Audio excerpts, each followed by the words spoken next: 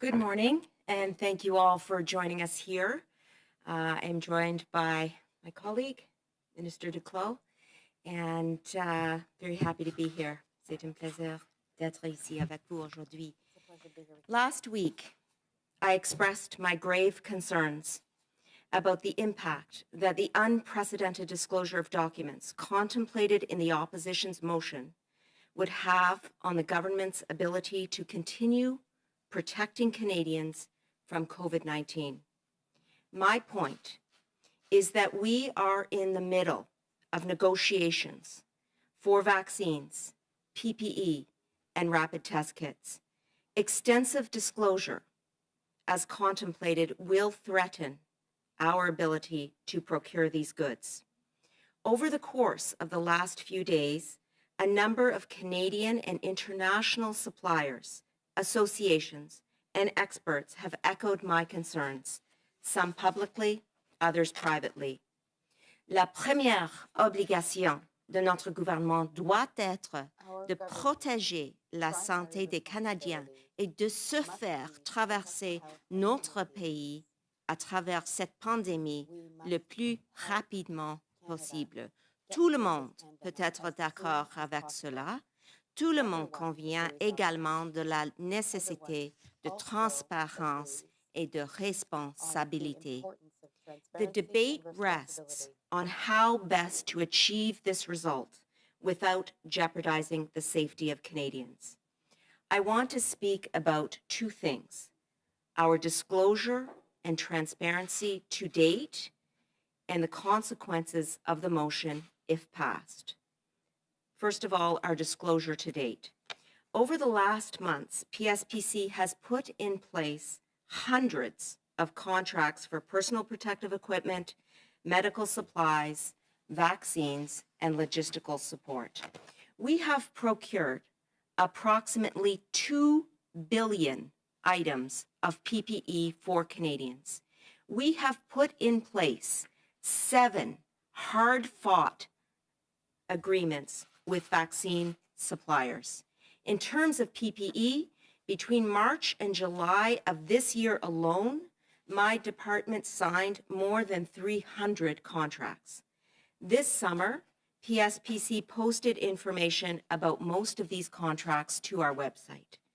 Indeed, we disclosed in aggregate a total of nearly $6 billion worth of contracts, compiled and organized by commodity, highlighting the many Canadian suppliers with whom we have a contract. To see this extensive disclosure, please visit the PSPC homepage and click on COVID-19 contract information. Cela s'ajoute aux divulgations proactives faites par notre principal ministère client. Dans les contrats liés à la COVID-19, l'Agence de la santé publique du Canada. Les seuls fournisseurs qui n'ont pas été nommés sont ceux qui fournissent au Canada des respirateurs N95, des gants et des écouvillons pour les tests. Et cela en raison de la rareté de ces produits particuliers et de la fragilité particulière des chaînes d'approvisionnement qui leur sont associées. We have been releasing more information as commercial circumstances allow. And I am pleased to tell you now that supplies of gloves and swabs have stabilized to the point that this Friday, as we release the next tranche of proactive disclosures, the remaining suppliers of those commodities will be disclosed as well. When we make these disclosures, both throughout the summer and on an ongoing basis, we are demonstrating our commitment to transparency. Now I will turn to discuss the consequences of the motion if passed. If this motion passes, the ability of the government to procure and purchase PPE, vaccines, and rapid test kits will be jeopardized. Period. Both on a domestic and international level. The motion threatens our negotiations and contracts, as well as our government's top priority, which is to protect Canadians from COVID-19. I want to point now to 3 stakeholder groups who have reached out to explain their concerns with the current tabled motion. We have heard from leading vaccine suppliers with whom we are negotiating, including, but not limited to, Pfizer, Canada, that they have grave concerns with this motion and the implications for their contractual relationship with the federal government. We have heard from the Canadian Manufacturers and Exporters Association that the motion, if passed, will negatively impact Canadian businesses both at home and abroad.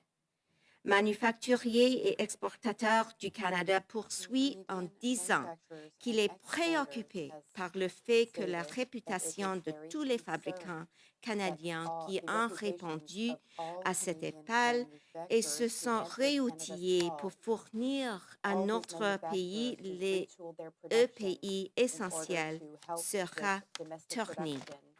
We have heard from Innovative Medicines Canada, which represents dozens of Canadian medicine and vaccine developers, that, quote, these companies entered into agreements on the assumption that commercially sensitive and proprietary information would remain confidential.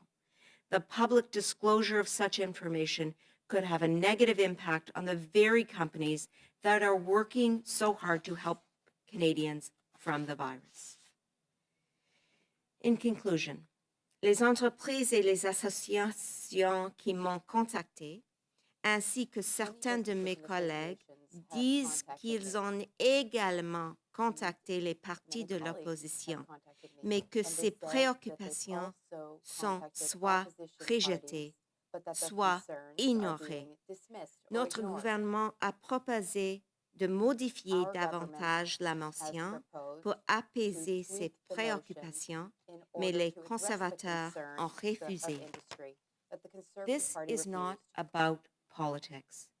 As we are in the middle of the second wave and the number of COVID cases continues to increase, this is not the time for this motion to be passed.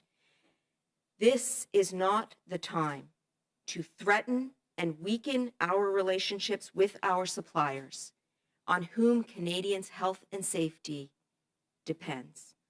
Merci. Thank you. Miigwech. Merci. Nous allons maintenant prendre des questions des journalistes. On va commencer avec 2 questions par le téléphone, une question et une suivie, s'il vous plaît. Thank you. Merci. Première question. Hélène Buzetti, Le Devoir, à vous.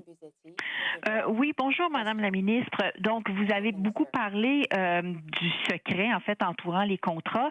Mais dites-moi, qu'est-ce qui empêcherait votre gouvernement de censurer des contrats ou des documents, les informations sensibles, afin que on n'invente pas les secrets commerciaux, comme on le fait d'ailleurs dans les demandes d'accès à l'information très souvent?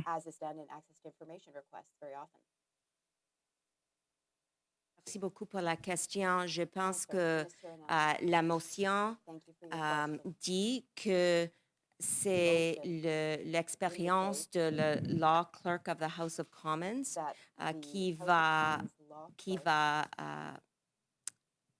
lire les documents, qui va décider auquel document va être distribué. Et ça, c'est un point important parce que le law clerk n'ont pas l'expertise, je pense, avec les approvisionnements. Et c'est difficile pour lui de décider quel document de rédacter. Et je tourne la parole à mon collègue ici et il peut ajouter quelque chose d'autre. Oui, merci Madame Anand, merci Anita, merci Madame Buzetti pour la question.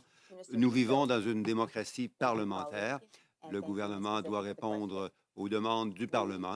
Et si, comme Mme Anand le disait, cette motion passe au Parlement, bien, le risque, c'est que les officiers du Parlement soient obligés de dévoiler des informations qui nuiraient grandement à la capacité du gouvernement canadien de protéger la santé et la sécurité des Canadiens. Si les officiers du Parlement refusaient de mettre en place cette motion, bien, ils pourraient être accusés d'outrage au Parlement. Et ce serait un outrage au Parlement qui, malheureusement, reflèterait la difficulté que nous avons maintenant de faire comprendre aux partis de l'opposition que ces informations qui sont tellement importantes pour maintenir la confiance des entreprises privées envers le gouvernement, ce sont des informations qui sont aussi fondamentales pour protéger à nouveau la santé et la sécurité des Canadiens. Alors, en sous-question, M. Duclos, vous semblez dire que l'outrage au Parlement est comme une option. Est-ce que j'ai bien compris que vous pourriez juste décider de ne pas répondre à la demande? Mais je voulais surtout vous demander, de manière plus générale, avez-vous un estimé du nombre de pages de documents qui seraient réclamés par une telle motion et combien d'employés approximativement ça nécessiterait pour produire ces documents? Merci. Bien, ma réponse va être précisée par Mme Anand dans quelques instants. Mais ce dont on parle maintenant, ce n'est pas de la capacité de produire des documents, c'est du risque que la production de ces documents causerait pour la santé et la sécurité de milliers de Canadiens. Encore aujourd'hui, on a un nombre record de cas de COVID. Il y a des enjeux majeurs au Québec en particulier pour la gestion des ressources hospitalières. On vit dans une crise de pandémie et une crise économique, évidemment, mais une crise de pandémie qui va se poursuivre encore quelques semaines et quelques mois, certainement. Et on a besoin, le gouvernement canadien a besoin de non seulement continuer de pouvoir négocier des contrats avec des compagnies qui se mobilisent pour nous aider, mais aussi a besoin de pouvoir implanter les contrats déjà signés. Mme Anand a déjà signalé à quel point les exportateurs et les manufacturiers de grosses compagnies de vaccination comme Pfizer ont déjà indiqué qu'ils s'inquiétaient pour la capacité de continuer à travailler avec le gouvernement canadien si cette motion conservatrice était passée.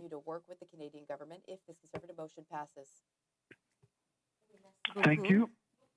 Minute. Merci. Je voudrais ajouter quelque chose d'autre. Nous appuyons l'étudier sur la réponse de COVID-19. Nous voulons travailler avec les conservateurs et les autres partis dans la Chambre. Mais je voudrais dire aussi, comme j'ai déjà dit, que les relations avec nos fournisseurs sont très, très importantes, surtout dans la deuxième vague. Et ça, c'est la raison pour moi d'être ici aujourd'hui. Parce que je m'inquiète parce que les contrats que nous avons déjà signés et les autres contrats que nous allons signer sont avec beaucoup de risques ici. I will say in English that there's no question that we want to work with all sides of the House in bringing a study of the COVID response forward. We have proposed that already in the House of Commons. The difficulty with the current motion, and in particular, the very reason that I am here today, is because I, as Minister of Procurement, have been involved and have led the signing of hundreds of contracts for PPE, for vaccines, and for rapid test kits, for the benefit of Canadians' health and safety. And if this motion passes, it is my grave concern that those contracts are at risk. Those negotiations are at risk. And suppliers will then, as a result, be hesitant to contract with the federal government. And that chill on our supplier relationships then undermines and perhaps negates our ability to procure additional PPE, additional vaccines, and additional rapid test kits. So it's not just a question of violating existing contracts that, for example, may have confidentiality clauses in them. It's also a question of undermining current negotiations, which the House of Commons law clerk may not have knowledge of, and therefore may undermine the approach that we have been taking to our procurements, largely on behalf of the Public Health Agency of Canada for the benefit of provinces and territories and Canadians from coast to coast to coast. Prochaine question. Thank you. Merci. Next question, Ryan Tilty, National Post. Line open.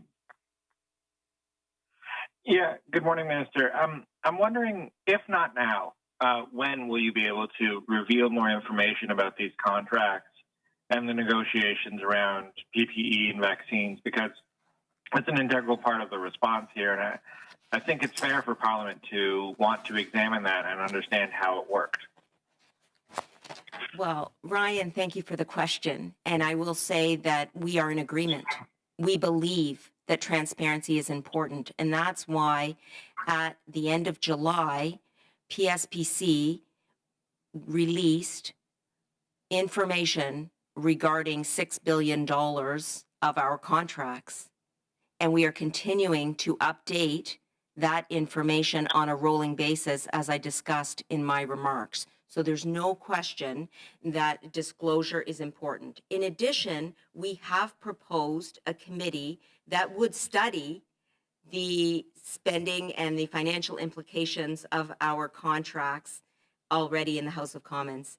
And that proposal made by the government House Leader was not accepted. So I want to reiterate that I too agree that it is a worthwhile endeavor for the House of Commons to study our COVID response and in particular our contracting, because that would be in the interests of Canadians, it's in the interests of transparency, and it's also in the interests of the House of Commons in terms of doing its business. But the problem that I see from a procurement standpoint alone is that we are in the middle of a second wave. We are in the middle of negotiations, and we are in the middle of our contracting.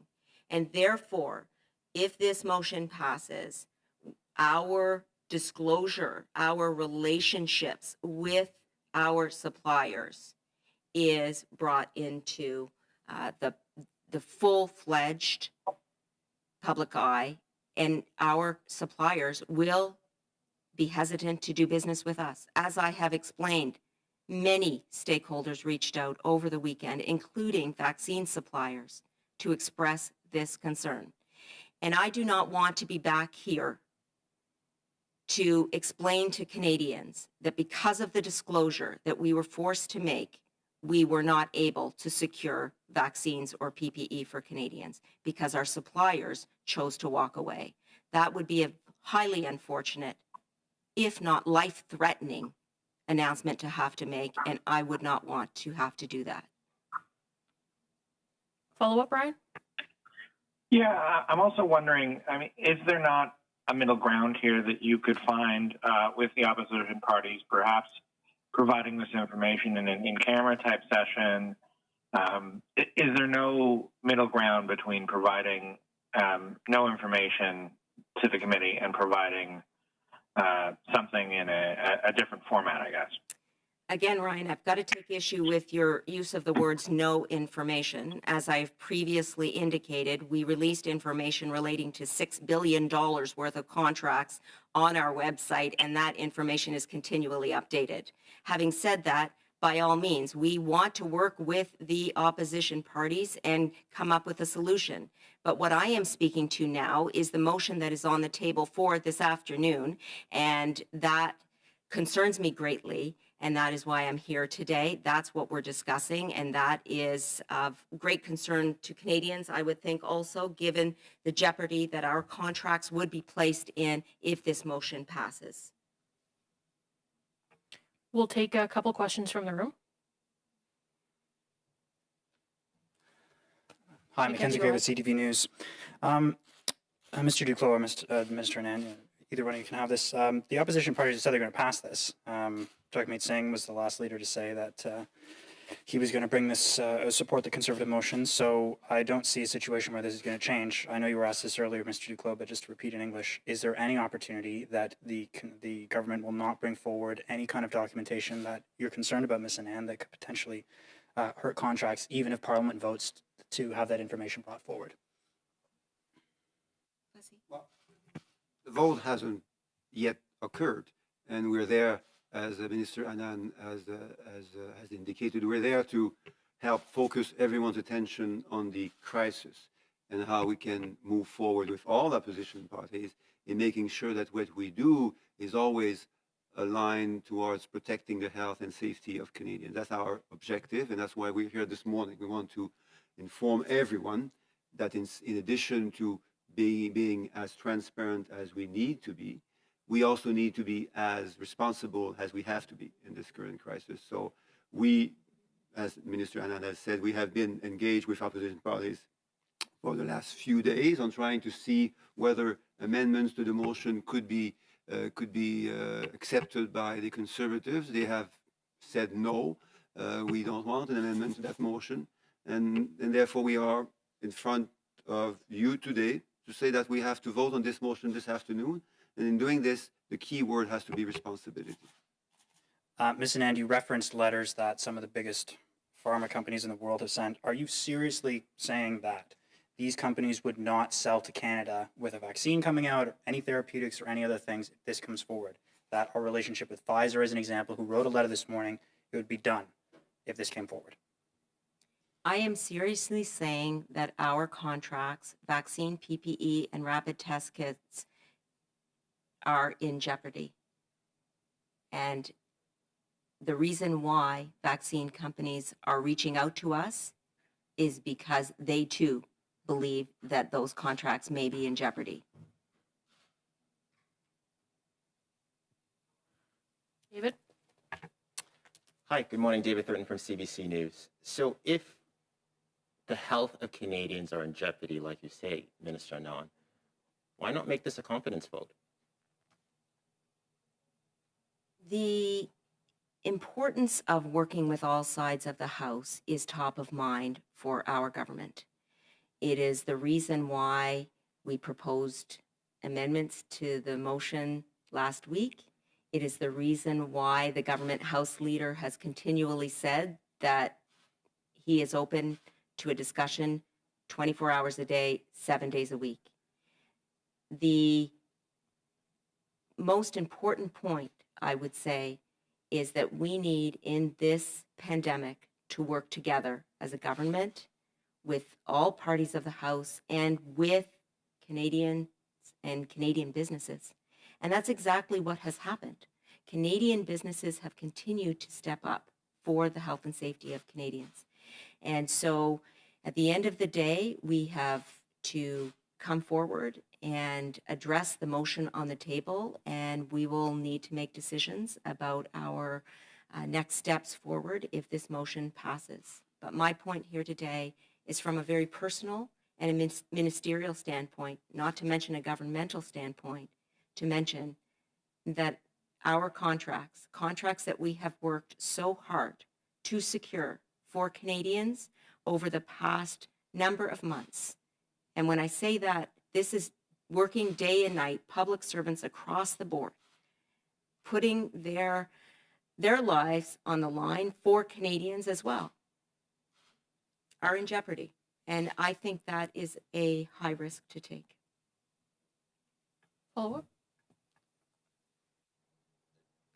Can you just outline in as much detail as possible what proposals, what amendments, what compromises have you put on the table to try and get a consensus from the opposition parties on this?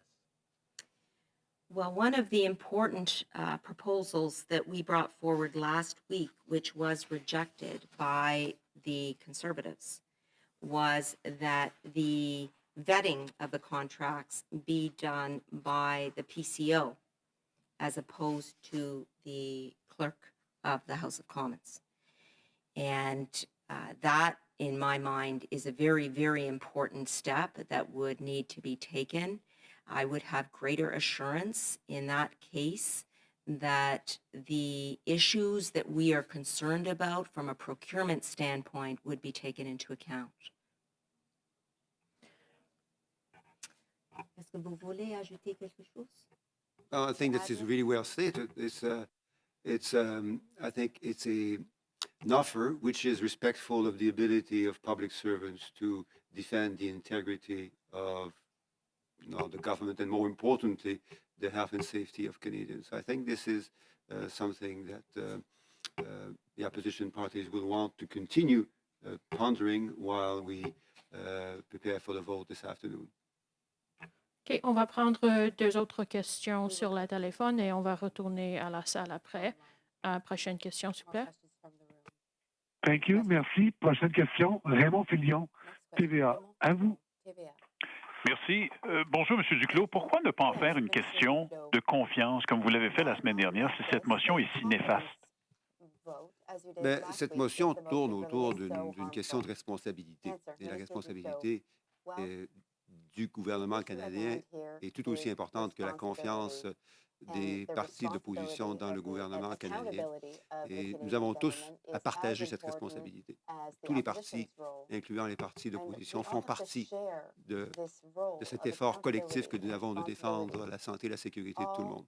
Alors, nous sommes encore à une étape où on souhaite que tous et toutes les partis d'opposition et les Canadiens comprennent l'importance du vote de cet après-midi.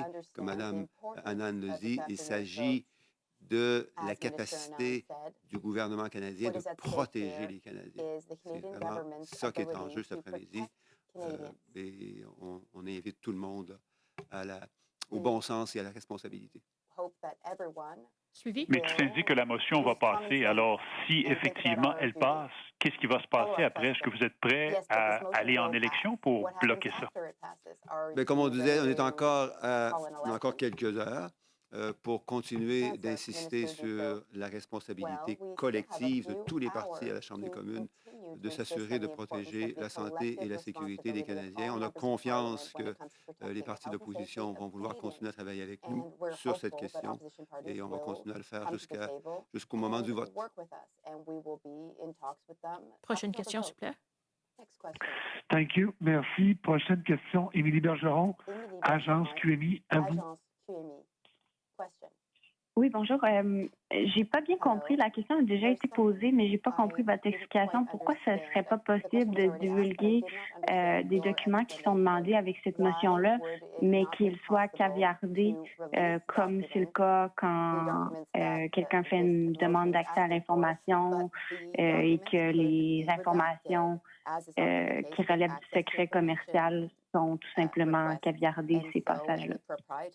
Mme Anand va probablement vouloir préciser, mais la distinction repose sur deux choses essentiellement. Le fait qu'on soit en démocratie parlementaire et le fait que nous soyons en urgence sanitaire. Dans une démocratie parlementaire, le Parlement peut exiger tout ce qu'il veut parce que c'est le Parlement qui accorde sa confiance au gouvernement. Et par conséquent, si une motion passe à la Chambre des communes, les officiers du Parlement doivent répondre à cette motion et faire ce que la Chambre des communes exige de faire. Ceci étant dit, nous sommes dans un contexte d'urgence sanitaire où, comme la ministre Anand l'a bien expliqué, il nous faut protéger l'intégrité de nos contrats d'approvisionnement. Ça inclut évidemment l'approvisionnement en équipements de protection individuelle, l'approvisionnement en équipements médicaux et l'approvisionnement en vaccins. Et sur tous ces contrats, incluant les contrats à venir, mais aussi pour les contrats déjà existants, il faut que le gouvernement canadien puisse travailler avec confiance avec les fournisseurs. Parce que les fournisseurs, lorsqu'ils travaillent avec nous, bien, ils travaillent de bonne foi. Ils s'attendent à ce que le gouvernement travaille aussi de bonne foi pour respecter les conditions de ces ententes. Mais ils ont aussi d'autres opportunités, les fournisseurs canadiens et étrangers. Ils ont la capacité de travailler avec d'autres pays s'ils ont l'impression que leur relation de confiance avec le gouvernement canadien est minée par des processus comme ceux que l'on voit aujourd'hui.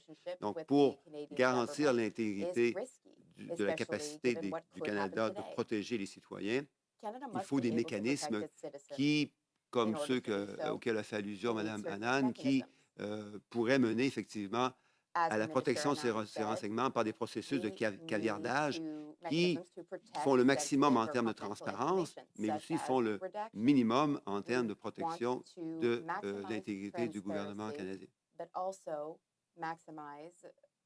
Suivi? Oui.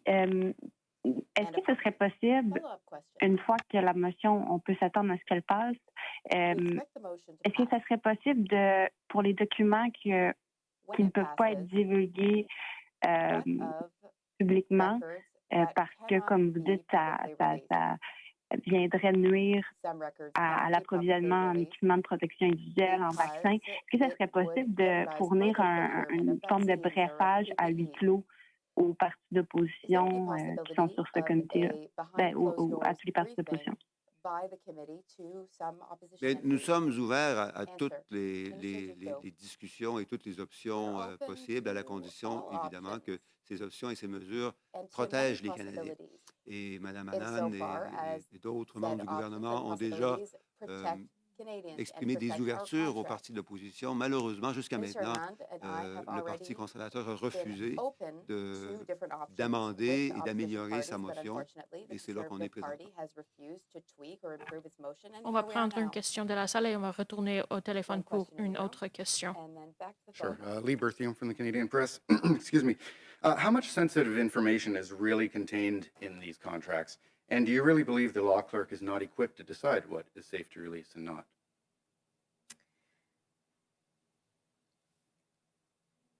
As I said, we have signed hundreds of contracts with suppliers for vaccines, PPE, and rapid test kits. Hundreds. We've disclosed $6 billion of those contracts.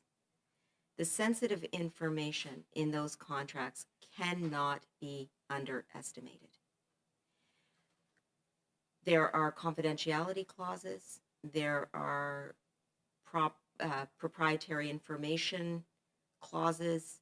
There is information relating to the models and the makes of particular devices, for example. That's proprietary information that companies believe will be protected when they do business with a governmental entity like the Government of Canada. The reason we have been so successful in our procurements in terms of vaccines and PPE, over 2 billion items of PPE procured, for example, 7 vaccine contracts in a very short amount of time. The reason we have been so successful is because suppliers are willing to come to the table. They believe their proprietary information, their commercially sensitive information will be protected when they sign contracts with the Government of Canada. They're willing to do business with us because we are a reputable, responsible, sophisticated party. If at the end of this day, we then have to release these contracts, release the documentation relating to the negotiation of these contracts in the past and in the future, our relationships with suppliers will not only be negatively impacted, they may also disappear.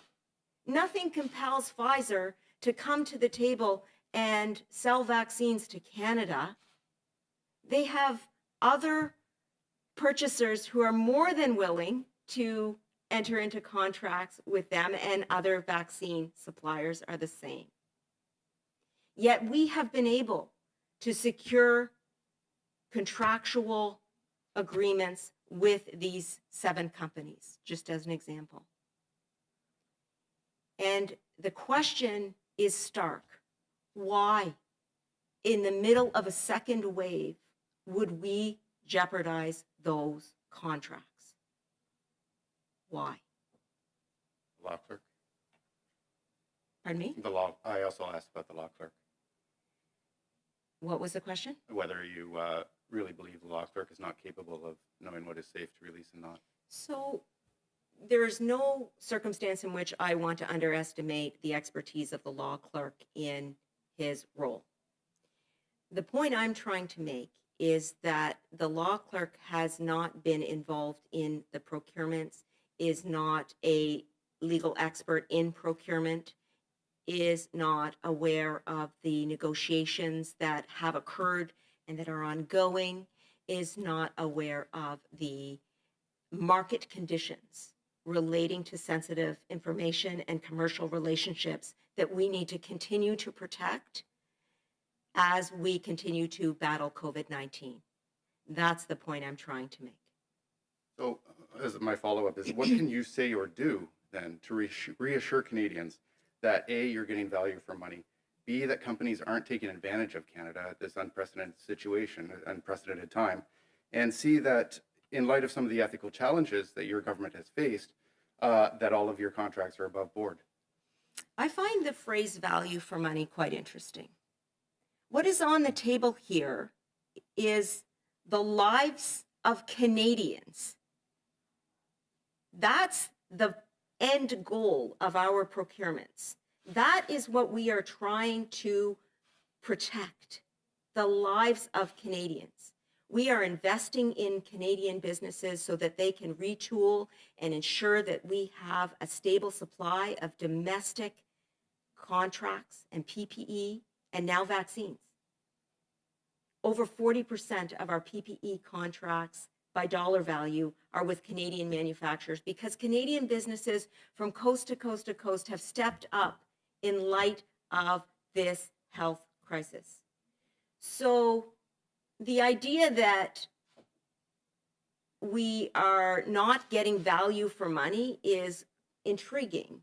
The value is the protection of Canadian lives that we are ensuring occurs by providing the Public Health Agency of Canada with PPE to distribute to provinces and territories, by ensuring that vaccine suppliers will stay at the table so that we can get vaccines for Canadians, by making contracts with rapid test kit suppliers so that we can supplement our existing testing regime. These procurements did not happen overnight. They were not easy. It was an incredibly difficult summer, and we managed to come through it with these procurements for Canadians. It hurts my heart to think that they would be jeopardized if this motion passes. Ceci met la fin de la conférence de presse. Merci. This concludes today's press conference. Thank you. Thank you. The conference has now ended.